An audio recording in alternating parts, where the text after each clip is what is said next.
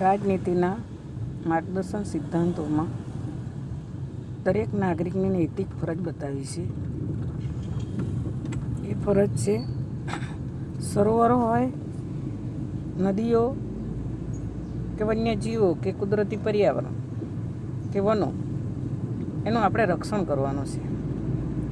તો 51A નામની એક આપણી કલમ છે. એ કલમની અંદર આપણને પર્યાવરણને રક્ષણ આપવાનું નૈતિક ફરજ બતાવી છે. ભારત સરકારે પણ 1988માં રાષ્ટ્રીય વન નીતિનો ધ્યેય નક્કી કર્યો. ભારતની અંદર માત્ર 23.3% જંગલો છે. તો એને વધારવા માટે વન નીતિનો ધ્યેય નક્કી કર્યો. તો વન નીતિનો મુખ્ય ધ્યેય કે હેતુ એ 23.3ને બદલે હવે 33% હોવું જ જોઈએ. જંગલનો વિસ્તાર કેટલો હોવો જોઈએ? તો કે 33% હોવો જ જોઈએ. એના માટે એમણે વન નીતિ નક્કી કરી. તો સંસદે પણ વન્યજીવોનું સંરક્ષણ માટે નિયમો બનાવ્યા, અધિનિયમો બનાવ્યા. એ નિયમોની અંદર પરિયોજનાઓ શરૂ કરી. વન બચે તો અંદરના પ્રાણીઓ પણ સહી સલામત રહે અને એની સંખ્યામાં પણ વધારો થાય. તો એના માટે સંસદે પણ વન્યજીવ સલાહકાર બોર્ડની સ્થાપના કરી. તો એની દ્રષ્ટિએ ગુજરાતની અંદર પણ વાઇલ્ડ લાઈફ સોસાયટી નામની સંસ્થા સ્થાપી. તો એ સંસ્થા વન્યજીવો માટે અને વન માટે સંરક્ષણ કરે એ હેતુથી કેટલીક યોજનાઓ જાહેર કરી છે. સંકટમાં આવી પડેલા પ્રજાતિઓ કે નજીકના ભવિષ્યમાં લુપ્ત થવાનો ભય હોય એવી પ્રજાતિઓનું રક્ષણ કરવા માટે ભારત સરકારે વિવિધ પ્રકારની યોજનાઓ મૂકી. આ યોજનાની અંદર વાઘ પરિયોજના, હાથી પરિયોજના, ગેંડા પરિયોજના, ઘડિયાળ પરિયોજના, ગીધ પરિયોજના કે દીપ પરિયોજના, એ ઉપરાંત મંગલ પરિયોજના કે લાલ પાંડાની પરિયોજના, મણિપુરમાં આવેલું થામિલ પરિયોજના, એ જ પ્રમાણે ડોલ્ફિન પરિયોજના, આવી યોજનાઓ આજે ભારત સરકારે અમલમાં મૂકી છે. તો એ પહેલી પરિયોજના છે વાઘ પરિયોજના. વાઘ પરિયોજના વાઘોના વિનાશ થાય એવી પરિસ્થિતિનું સર્જન થયું. અંદાજ પ્રમાણે આપણે 20મી સદીની શરૂઆતમાં ભારતમાં લગભગ 40,000 કરતાં વધારે વાઘો હોવાનો ઉલ્લેખ હતો. અનિયંત્રિત અને ગેરકાયદેસરથી થતા શિકારના કારણે વાઘનું અસ્તિત્વ માટે મોટો ખતરો ઊભો થયો. એ સંજોગોની અંદર વાઘની પ્રજાતિને બચાવવાના ઉદ્દેશથી ભારત સરકારે ઈસવીસન 1971માં વાઘ પરિયોજનાઓ શરૂ કરી, એટલે કે ટાઈગર પ્રોજેક્ટ શરૂ કર્યો. આ પરિયોજનાઓમાં વાઘની કુદરતી આવાસોને સુરક્ષિત રાખવા કે તેને પર્યાવરણની સંતુલિત કરવા માટે રાષ્ટ્રીય સ્તરે સંખ્યાબંધ પગલાં લેવામાં આવ્યા છે. તો એની અંદર એ પરિયોજનાની અંદર હાલમાં દેશમાં 44 જેટલા ક્ષેત્રો આજે કાર્યરત છે. 1973ની અંદર પણ પ્રોજેક્ટ ટાઈગરને વધારે આગળ ધપાવવા માટે વાઘ માટે અભયારણ્યો શરૂ કર્યા. સરકારે અસંતુલિત પ્રાણીઓના રક્ષણ માટે આ યોજનાઓ અમલ કરી, જેથી એનું પ્રમાણ વધે અને સંખ્યામાં ઘટાડો ન થાય એ દ્રષ્ટિએ એમણે વાઘ પરિયોજના મૂકી. એ જ પ્રમાણે હાથી પરિયોજના. હાથી પરિયોજના ઈસવીસન 1972માં આ પ્રોજેક્ટનો આરંભ કરવામાં આવ્યો છે. એનો મુખ્ય હેતુ એ છે હાથીઓ તેમના કુદરતી આવાસોમાં સંરક્ષણ આપવાનો અને તેમના કુદરતી નિવાસસ્થાનો કે તેમના સ્થળાંતરના માર્ગોનું સંરક્ષણ કરવું, એના માટે આવા 26 જેટલા સુરક્ષિત ક્ષેત્રો જાહેર કર્યા છે. તો આ પરિયોજના 1972ની અંદર હાથી પરિયોજના શરૂ થઈ. હાલમાં દેશમાં 26 જેટલા સુરક્ષિત ક્ષેત્રો જાહેર કરેલા છે. આ યોજનાનો અમલ થતાં જંગલમાં હાથીઓની સંખ્યામાં વધારો થયો છે. પાલતુ હાથીઓના પાલન પોષણ માટે પણ કામગીરી કરે છે. આ યોજનાઓ દ્વારા પાલતુ પ્રાણીઓ જે હાથીઓને પાળે છે, તો એના માટે પણ આ યોજનાની અંદર લાભ મળે છે. ત્રીજું છે ગેંડા પરિયોજના. ગેંડા પરિયોજના, આ પરિયોજના એક સિંગી ભારતીય ગેંડાનું સંરક્ષણ બનાવવા માટે આ યોજના છે. વધારે પડતું અસમ છે, પશ્ચિમ બંગાળ છે. પશ્ચિમ બંગાળની અંદર આવેલું સુંદરવન રહેતું ગેંડાનું પ્રજાતિના રક્ષણ માટે બનાવવામાં આવ્યું છે. ભારતનો રાયનો વિઝનની વ્યૂહરચના મુજબ ભારતની ગેંડાની સંખ્યા ઈસવીસન 2000ની આ યોજના છે. તો એ યોજના મુજબ ગેંડાની સંખ્યા 3000 સુધી લઈ જવાનો લક્ષ્યાંક રાખવામાં આવેલો છે. તો ગેંડા પરિયોજના એ 2020ની અંદર વ્યૂહરચના જોઈએ છે. તો એ યોજના પ્રમાણે 3000 જેટલો લક્ષ્યાંક છે કે જેથી એની ગેંડાનું પ્રમાણ વધી શકે છે. આગળ જોઈએ ઘડિયાળ પરિયોજના. ઘડિયાળ પરિયોજના એ મગર પરિયોજના હતી 1975માં. ઘડિયાળ પરિયોજનાની અંદર મગર પરિયોજના. તો મગર પરિયોજના છે ઈસવીસન 1975માં. તો મીઠા પાણીમાં રહેતી ઘડિયાળ નામની મગરોની પ્રજાતિ 1970ના દાયકામાં લુપ્ત થવાને આરે હતી.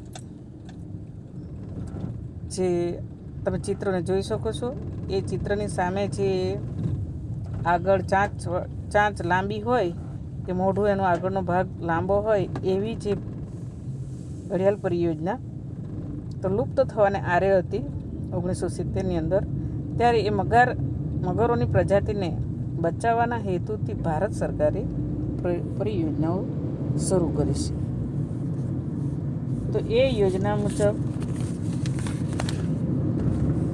આજે સમયસર પગલાં લેવામાં આવશે તો આ હેતુથી મગરને આપણે બચાવી શકીશું. હિમદીપડા પરિયોજના. હિમદીપડા પરિયોજના, ગીધ પરિયોજના અને હિમદીપડા પરિયોજના. તો ગીધ પરિયોજનાની ચર્ચા કરીએ તો ગીધ એ કુદરતી સફાઈ કામદાર કહેવાય છે. મરેલા ઢોર હોય તેનું માંસ ખાય છે. એવી 9 પ્રકારની પ્રજાતિઓ છે. એની સંખ્યામાં વધારો થાય એ હેતુથી ભારતે પરિયોજના શરૂ કરી છે 2004થી. દરેક જગ્યાએ આપણને આ ગીધનું પ્રમાણ, ઢોરનું પ્રમાણ પણ વધારે હતું ભારતની અંદર, એટલે કે પશુપાલનનું પ્રમાણ વધારે હતું. એટલે મોટાભાગે આ સફાઈ કામનું, એટલે કે માંસ ખાઈ જાય છે એટલે સફાઈનું પ્રમાણ વધતું હતું, ગંદકી ન થાય. તો એ ગીધોની સંખ્યા આજે આપણે ઘટાડો જોવા મળે છે. તો એ ઈસવીસન 2004માં ગીધ પરિયોજના શરૂ કરી જેથી એને સંખ્યામાં વધારો કરી શકાય. હિમદીપડા પરિયોજના. હિમાલયના લગભગ 3000 મીટરના ઊંચાઈએ હિમાચ્છાદિત ક્ષેત્રોમાં હિમદીપડાની પ્રજાતિ જોવા મળે છે. સ્થાનિક લોકોમાં હિમદીપડા વિશે જાણકારી વધે કે તેના રક્ષણ માટે જાગૃત થાય એ ઉદ્દેશથી ભારત સરકારે 2000માં હિમદીપડા પરિયોજનાઓ શરૂ કરી. એ ઉપરાંત બીજી પરિયોજનાઓ પણ છે. સિંહ પરિયોજના છે, એ 1972માં શરૂ થઈ.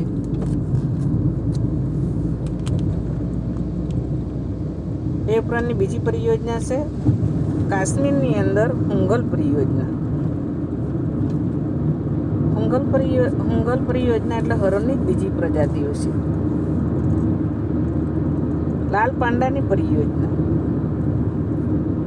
મણિપુરમાં થામલ પરિયોજના, જ્યારે ગંગા ડોલ્ફિન પરિયોજના એ પણ આ પરિયોજના પણ કાર્યરત છે. તો જેનું પ્રમાણ ઓછું થાય છે કે સંકટના સમયમાં આરે હોય એના માટે બચાવવા માટે ભારત સરકાર એ કુદરતી પરિયોજનાઓ શરૂ કરે જેથી આ પ્રાણીઓનો બચાવ થઈ શકે. તો આ રીતે ભારતની અંદર અભયારણ્યો, રાષ્ટ્રીય ઉદ્યાનો, જૈવ આરક્ષિત ક્ષેત્રો એ વન્યજીવોના સંરક્ષણના હેતુથી એ સૂત્રોને સ્થાપના કરવામાં આવી છે. આમાં આપણને ત્રણેય શબ્દો એકબીજાને પર્યાય જેવા લાગે છે, પરંતુ એમાં ઘણો તફાવત છે. તો અભયારણ્ય કોને કહીશું અથવા રાષ્ટ્રીય ઉદ્યાન કોને કહીશું કે જૈવ આરક્ષિત ક્ષેત્રો કોને કહીશું? જ્યારે તમારે તફાવત પૂછવામાં આવે કે વચ્ચેનો ભેદ પૂછવામાં આવે કે વ્યાખ્યા પૂછવામાં આવે ત્યારે અભયારણ્ય સામે રાષ્ટ્રીય ઉદ્યાનો હોય કે રાષ્ટ્રીય ઉદ્યાન કે જૈવ આરક્ષિત ક્ષેત્રો હોય, એ ત્રણ વચ્ચે ગમે એકનો તફાવત હોય છે. તો એ તફાવતની અંદર તમારે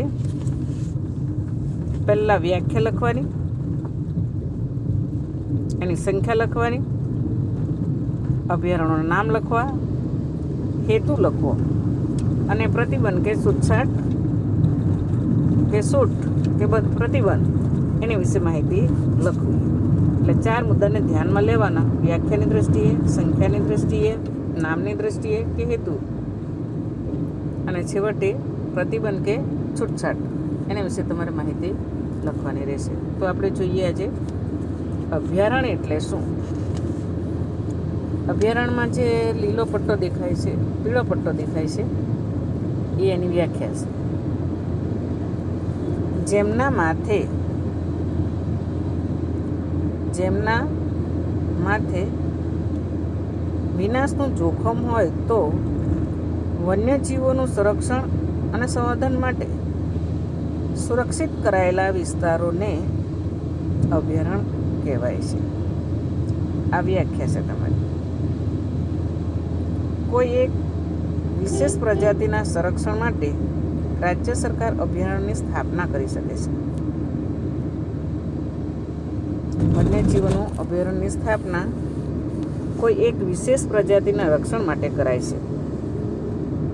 અભયારણ્યની સ્થાપના રાજ્ય સરકાર દ્વારા અને જરૂરી પ્રક્રિયા દ્વારા કરી શકાય છે. તેમાં ચોક્કસ મર્યાદામાં માનવ પ્રવૃત્તિ કરી શકે છે. સત્તા અધિકારીઓ પાસેથી મંજૂરી મેળવી પાલતુ પ્રાણીઓ કે પાલતુ પશુઓને ચારી શકાય છે. એટલે અનુમતિ મેળવ્યા બાદ પાલતુ પશુઓને ચારવાની છૂટ મેળવી શકાય છે. એવા જે અભયારણ્યો, જાણીતા અભયારણ્યો આપણે જોઈએ તો પેરિયાર છે, ચંદ્રપ્રભા, એતુ નાગરમ એ જાણીતા અભયારણ્યો છે. એ હું તમને નકશો પાછળથી બતાવું છું. એ નકશાની અંદર તમારે પેરિયાર છે, ચંદ્રપ્રભા છે અને એતુ નાગરમ છે. એ જાણીતા અભયારણ્યો હું તમને પાછળથી નકશાની અંદર દર્શાવીશ. એ નકશાની દ્રષ્ટિએ પણ તમારે 1 માર્કનો પ્રશ્ન પૂછાય છે અને નકશા પૂર્તિ પણ કરવાની છે. પ્રકરણ 8 અને પ્રકરણ 9 એની જે નકશાપોથી છે એની અંદર આ તમારે પૂર્તિ કરવાની છે.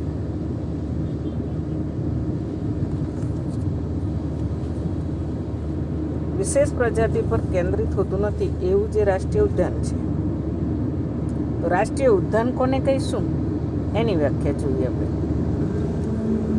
જો અભયારણ્યો આપણે 531 છે, રાષ્ટ્રીય ઉદ્યાન 103 છે, જ્યારે જૈવ આરક્ષિત ક્ષેત્રો 18 છે. અભયારણ્યો 531 છે, રાષ્ટ્રીય ઉદ્યાન કેટલા 103, જ્યારે જૈવ આરક્ષિત ક્ષેત્રો કેટલા 18. તો રાષ્ટ્રીય ઉદ્યાન એટલે શું? કુદરતી વનસ્પતિ, વન્યજીવો, કુદરતી સૌંદર્યના સ્થળો તેમજ મહત્ત્વના રાષ્ટ્રીય સ્થળોની જાળવણી માટે સુરક્ષિત વિસ્તારોને આપણે રાષ્ટ્રીય ઉદ્યાન કહીશું. ફરી, કુદરતી વનસ્પતિ, વન્યજીવો કે કુદરતી સૌંદર્યના સ્થળો કે મહત્ત્વના રાષ્ટ્રીય સ્થળોને જાળવણી માટે સુરક્ષિત કરાયેલા વિસ્તારોને રાષ્ટ્રીય ઉદ્યાન કહીશું. તે અભયારણ્યની સરખામણીએ વધારે સુરક્ષિત ક્ષેત્ર છે, પરંતુ પાલતુ પશુઓને ચારવા પર પ્રતિબંધ હોય છે. એ ઉપરાંત સહેલાણીઓને હરવા ફરવા પર પણ નિયંત્રણ હોય છે. તેમાં કોઈ વિશેષ પ્રજાતિ ઉપર ધ્યાન કેન્દ્રિત કરવામાં આવતું નથી. તેની સ્થાપના રાજ્ય સરકાર, કેન્દ્ર સરકારના સહયોગથી જ થાય છે. એવા જે રાષ્ટ્રીય ઉદ્યાનો છે, કાંજીરંગા, કોર્બેટ, વેળાવદર, દરિયાઈ રાષ્ટ્રીય ઉદ્યાન, ગીર અને દચ્ચિકા એ મહત્ત્વના રાષ્ટ્રીય ઉદ્યાનો છે. તો આ રાષ્ટ્રીય ઉદ્યાન અભયારણ્યની તુલનામાં વધારે સુરક્ષિત છે. તેમાં એકથી વધારે પારિસ્થિતિક તંત્ર સમાવેશ થયેલો હોય છે. પશુઓ ચારવા ઉપર સંપૂર્ણ પ્રતિબંધ હોય છે. કોઈ એક જ વિશેષ પ્રજાતિ પર ધ્યાન કેન્દ્રિત થતું નથી. રાજ્ય સરકાર કે કેન્દ્ર સરકારના સંકલનથી કરાય છે. આવા જે રાષ્ટ્રીય ઉદ્યાનો છે, કાંજીરંગા, કોર્બેટ, વેળાવદર, દરિયાઈ રાષ્ટ્રીય ઉદ્યાન, ગીર કે દચ્ચિકા એ મહત્ત્વના કે અગત્યના રાષ્ટ્રીય ઉદ્યાનો છે. એ રાષ્ટ્રીય ઉદ્યાનની સંખ્યા છે 103, જ્યારે જૈવ આરક્ષિત ક્ષેત્રો એની રચના આંતરરાષ્ટ્રીય માપદંડને આધારે થાય છે. એટલે કે યુનેસ્કો દ્વારા આંતરરાષ્ટ્રીય માપદંડ મુજબ કરવામાં આવે. એટલે કે યુનેસ્કો એ જૈવ આરક્ષિત ક્ષેત્રની રચના કરે છે. એ જે નક્કી કરે એને આપણે જૈવ આરક્ષિત ક્ષેત્રો તરીકે જાહેર કરવામાં આવે છે. જેનો મુખ્ય હેતુ છે પ્રાકૃતિક અને સાંસ્કૃતિક વિવિધતાનું રક્ષણ કરવાનું છે. જે તે ક્ષેત્રની પ્રાકૃતિક સાંસ્કૃતિક વિવિધતાનું રક્ષણ કરવું એ એમનો મુખ્ય હેતુ છે. ક્ષેત્રમાં બધી જ વનસ્પતિ, જીવજંતુ કે જમીન ઉપરાંત વસતા માનવ સમુદાયના જીવનશૈલી પણ સંરક્ષણ કરાય છે. વનસ્પતિ, જીવજંતુ તેમજ માનવ સમુદાયના જીવનશૈલીનું પણ સંરક્ષણ કરવામાં આવે છે. જીવ વિવિધતા વિશે સંશોધનો કે પ્રશિક્ષણ માટે સુવિધા પૂરી પાડવામાં આવે છે. જૈવ આરક્ષિત ક્ષેત્રોમાં બહારની તમામ પ્રકારની માનવીય ગતિવિધિ ઉપર સંપૂર્ણ પ્રતિબંધ હોય છે.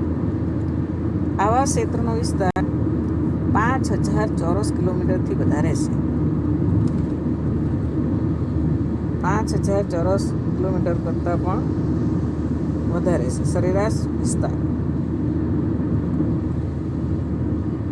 એવા જે જૈવ આરક્ષિત ક્ષેત્રો છે પ્રખ્યાત એવા નીલગિરી, મનારની ખાડી, ગ્રેટ નિકોબાર, સુંદરવન, પંચમઢી એ મહત્ત્વના જૈવ આરક્ષિત ક્ષેત્રો છે.